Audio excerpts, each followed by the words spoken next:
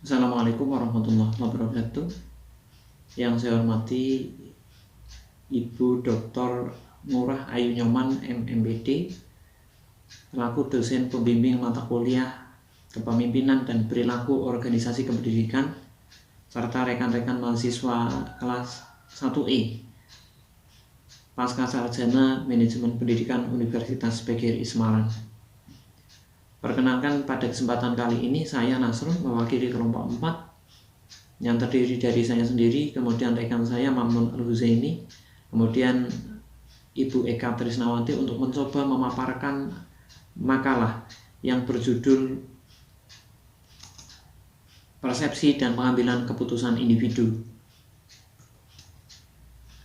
Yang pertama, persepsi. Apa yang dimaksud dengan persepsi?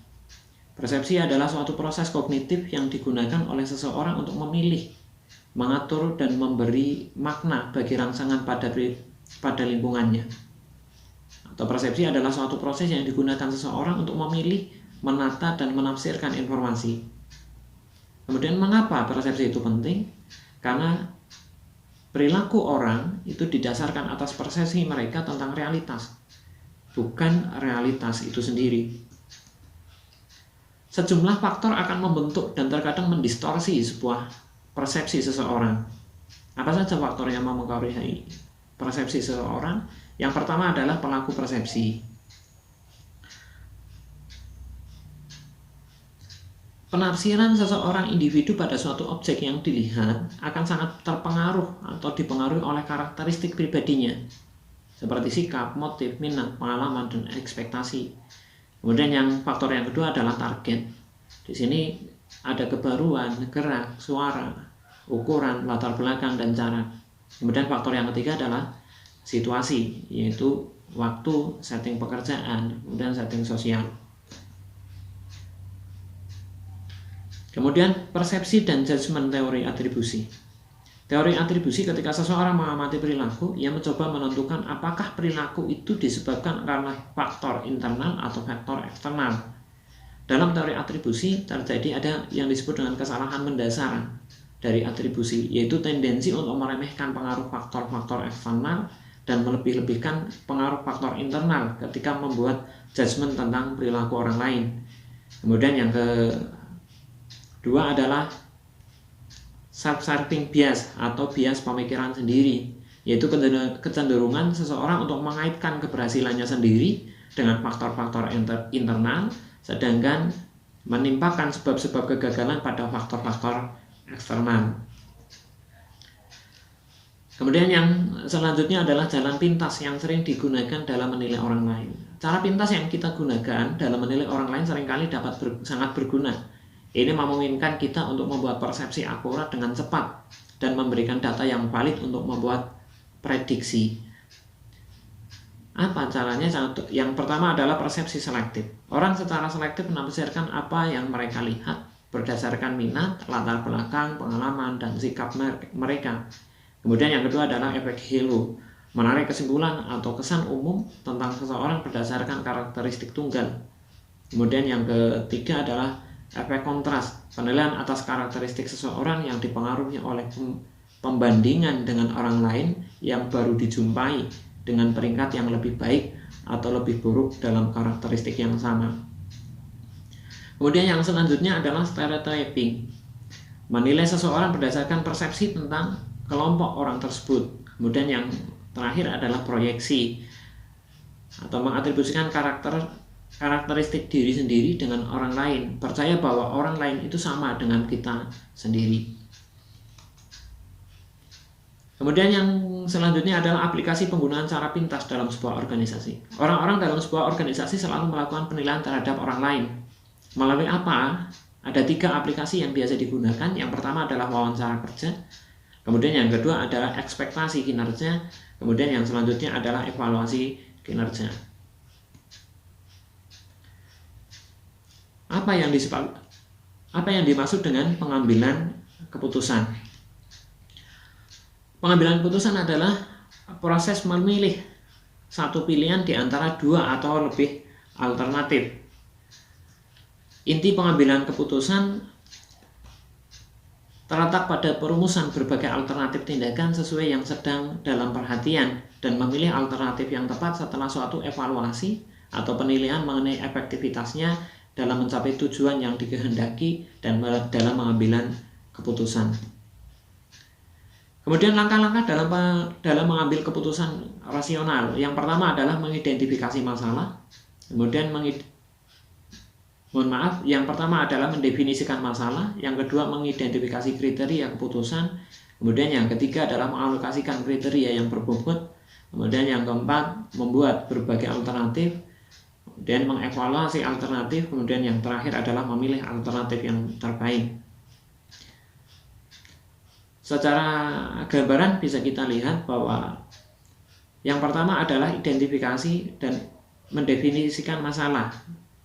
Kemudian menerapkan kriteria keputusan. Kemudian yang selanjutnya adalah memberi bobot kriteria, sehingga akan muncul mengembangkan alternatif, yaitu alternatif A1, A2, A3, A4, dan seterusnya.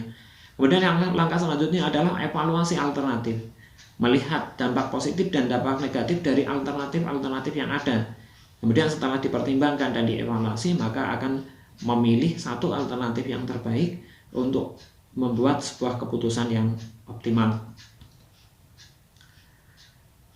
Kemudian yang selanjutnya adalah rasional terbatas. Karena otak manusia tidak bisa mengolah dan menyelesaikan masalah secara kompleks dengan rasionalitas penuh, maka kita menggunakan rasionalitas terbatas, yaitu proses dalam pembuatan keputusan dengan menggunakan model yang sederhana, lalu kemudian disaring sehingga nantinya menjadi mudah untuk dipahami. Dalam makalah ini, kita jabarkan individu membuat keputusan dengan membangun model yang disederhanakan, yang mengekstrak unsur-unsur esensial dari masalah tanpa memandang seluruh kompleksitas masalah tersebut. Kemudian yang selanjutnya adalah kreativitas dalam pengambilan keputusan. Kreativitas dalam pengambilan keputusan, di sini yang dimaksud kreativitas adalah kemampuan menciptakan ide-ide baru dan bermanfaat. Kreativitas adalah dalam pembuatan keputusan menciptakan ide-ide yang bermanfaat, yang berbeda dari yang telah ada, tetapi relevan dengan masalah yang ada atau yang sedang dihadapi. Ada 3 komponen utama dalam kreativitas. Yang pertama adalah keahlian. Artinya potensi untuk menjadikan sesuatu yang kreatif bisa terjadi apabila seseorang memang mempunyai kemampuan, pengetahuan, keahlian di bidang yang ditekuni. Kemudian yang kedua adalah creative thinking skill atau kemampuan berpikir kreatif. Karakteristik yang dimiliki seseorang terkait dengan kreativitas, penggunaan analogi, dan kemampuan untuk melihat sesuatu yang sama dalam hal yang berbeda. Kemudian yang selanjutnya adalah atau motivasi mendasar, yaitu kemampuan untuk mengerjakan sesuatu karena menarik, memuaskan, menyenangkan, dan menantang. Kemudian yang selanjutnya adalah bias dan kesalahan umum. Pembuatan keputusan juga memungkinkan berbagai bias dan kesalahan sistematik memasuki penilaian-penilaian mereka. Ada beberapa kesalahan atau bias umum. Yang pertama adalah bias kepercayaan diri yang berlebih atau overconfident bias. Kemudian yang kedua adalah bias jangkar.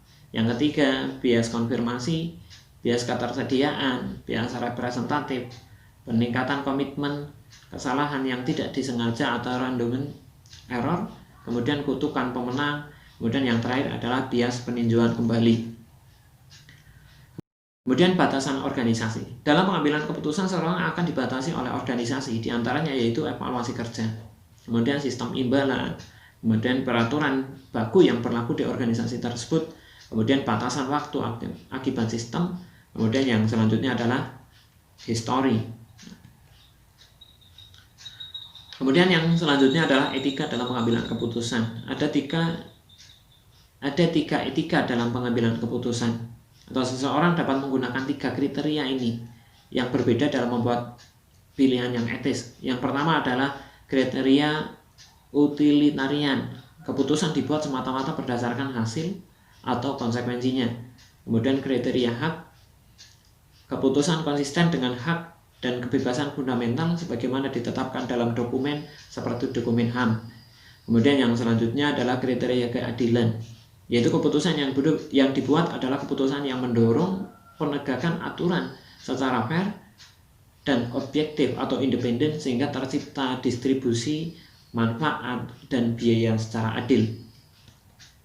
Sekian pemaparan makalah dari kami. Mohon maaf banyak kesalahan, banyak kekurangan dari kami. Sekian, Assalamualaikum warahmatullahi wabarakatuh.